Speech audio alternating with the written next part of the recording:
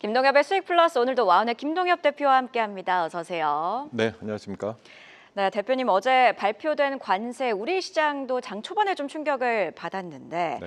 간밤 미국 증시가 너무 크게 빠졌어요. 그래서 자고 일어나셔서 미증시 보신 분들 가슴 철렁하셨을 것 같은데 오늘 우리 시장 어떨까요? 네, 어저께 초반에 우리 시장도 대단히 많이 빠졌다가 나름대로 회복력을 좀 보여주면서 마감이 돼서 다행이다 이랬는데요. 사실 관세는 미국을 제외한 기타 나라들이 맞게 되는 건데 정작 시장으로 보면 미국이 더 많이 빠진 것 같습니다. 어쨌든 트럼프는 해방의 날이라고 얘기를 했습니다만 정작 미국 기업이나 경제한테는 저렇게 고관세 정책으로 나가는 게 좋지 않다라는 걸 증명하지 않았나 생각이 들고요. 오늘 우리 야간 선물이라든가 이런 거 생각해 보면 한 1%에서 2% 정도쯤의 하락으로 출발할 걸로 생각되는데 어제와 같은 회복력이 좀 나오기를 기대도 하고요. 미국 시장이 많이 빠졌다 그래서 우리나라가 동조해서 빠져야 될 이유는 없다고 생각하고요. 상대적으로 미국이 요새 우리나라 시장과는 좀 디커플링이 나오는 거 차라리 다행이다 이렇게 생각하고 있습니다.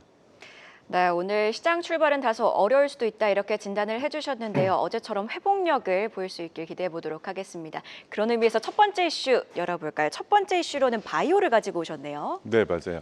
어제도 우리 그 합성생물학이라 그래서 말씀드렸던 종목들이 나름대로 좀 강세를 띄었거든요. 오늘도 그 연장선상에서 말씀을 드립니다. 어제 발표된 관세에서 반도체라든가 의약품 관련된 것들이 일단은 면제가 되면서 관련된 업종들과 섹터들이 나름대로 선전을 펼친 하루였다고 볼 수가 있겠고요. JP모건에서도 이번 관세 정책에서 여러 산업들이 타격을 받고 제약바이오도 결국은 관세를 맞기는 맞겠지만 제약바이오 특성상 이번 시장의 약세 흐름에서 그래도 선전할 수 있는 피난처가 될 거라는 그런 전망들을 내놨거든요. 어제도 우리 시장에서 비교적 바이오 대장주들 중심으로 해서 강세가 나왔고 오늘도 약세를 보일 수는 있겠으나 회복력 면에서는 제약바이오단의 대장주가 빠를 것이라는 판단으로 관련주 다시 한번 체크해 보도록 하겠습니다. 네, 먼저 삼성바이오로직스입니다. 어제도 말씀드린 그 CDMO 시장이 5년 내로 약 80조 시장까지 커진다고 하는데 여기서 가장 주도적인 역할을 할 종목으로 판단합니다. 그 의견 드리겠습니다. 어제도 말씀드렸던 메디톡스가 두 번째 종목인데요. 톡신과 관련된 3대 특허를 모두 다 가지고 있는 기업이고 실적이 매우 양호하게 나올 것으로 기대되는 바 오늘도 그 의견 드리겠습니다.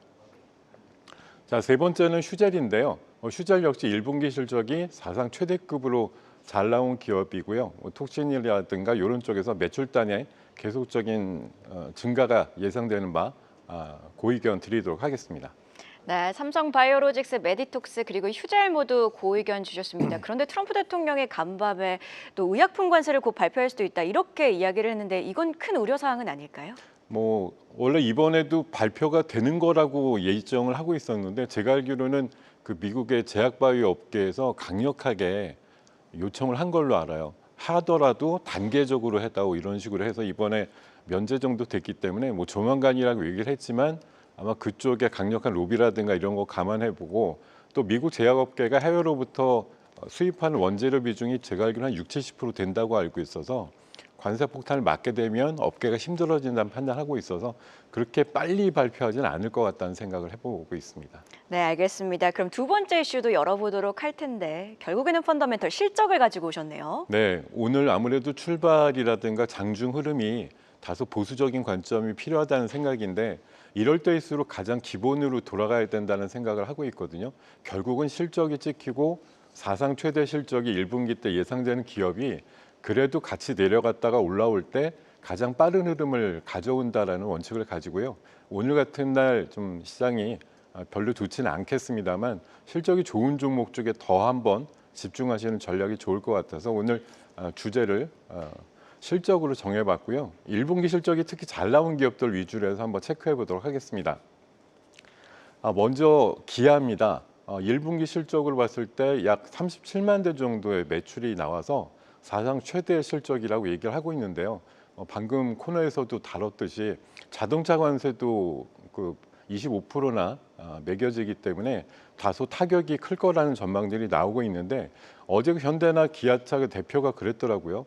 관세를 맞더라도 가격을 올리지 않겠다라고 얘기한 게 결국은 회사에서 어느 정도 가격 인상분을 감내하겠다는 것이기 때문에 2분기 때는 매출은 유지되겠으나 영업이익이 다소 타격을 받을 것으로 예상되는 바 오늘은 스탑 의견 드리도록 하겠습니다. 자, 두 번째 종목은 현대로템인데요.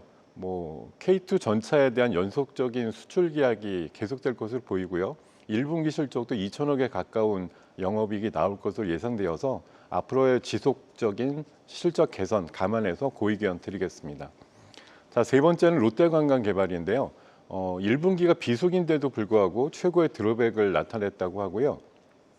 작년 1분기 대비해서 48% 정도의 영업이익 신장이 있었다고 합니다. 앞으로 하반기에 중국 쪽으로의 인바운드 관광객 증가를 예상하면서 고의견 드리도록 하겠습니다.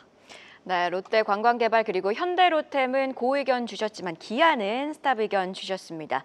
바로 전략주도 함께 체크해 봐야겠죠. 오늘장 전략주로는 어떤 종목 가지고 오셨을까요? 네, SK 바이오팜을 가져왔는데요.